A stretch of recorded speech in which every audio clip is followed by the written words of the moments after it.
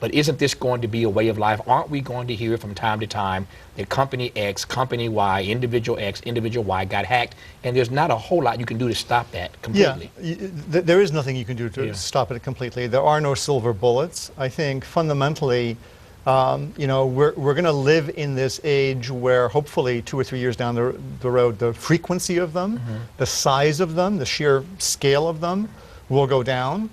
But fundamentally, you know, I think we've historically kind of built our defenses very much on the paradigm that, I mean, it would be as if we had a bank with a vault inside the bank with all kinds of interesting stuff that we knew people wanted to steal.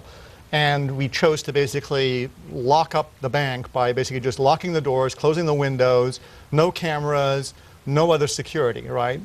So as soon as somebody even just gets through the door, there's nothing between them and really what they want to steal. And so what we're getting better at as an industry is really applying a lot of the data that we can capture, a lot of the data science, data mining, machine learning, these are all terms that you hear thrown out there, but to take all of that data, all of that telemetry of what actually happens inside these networks and actually make them connect the dots, construct the narratives that people can actually understand, that follow the bouncing ball, and allow people to actually say, okay, this sequence of things is not fundamentally believable. I got a minute and a half to go here. Let me flip it for a second and ask about the hacker. And I'm not naive in asking this, but I am curious, Oliver, as to whether or not the motives of hackers have changed over the years. Like what drives, is it money? Is it to show how smart, I mean, what drives a hacker at this point?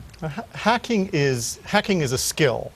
There are hackers that have very different sets of motivations. There are people that do it, what are called hacktivists, that do it basically to basically make a point about the Greek debacle or something like that. There are people that do it obviously for money, and there's a really well built up industry at this point with a supply chain of tools and you know and basically the pawn shops to basically launder all this stuff in. And then there are people that basically do it for the good guys, right? So hacking itself has become this kind of pejorative term, but hacking is simply the idea that you like to tear things apart in order to understand them at their essence. And that's a skill that can be applied like any other skill by people with very different motivations to very different ends. Finally, very quickly, are you hopeful that over the next 2 or 3 years to your timetable that we will make the kind of progress that we are capable of making, or will politics or something else get in the way? I am hopeful. The only thing that gives me a little bit of pause is seeing kind of the bickering between industry and government, primarily around surveillance issues, primarily around encryption.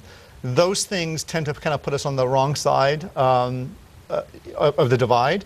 But I think in general, what government is trying to do, what industry is trying to do is pretty well aligned.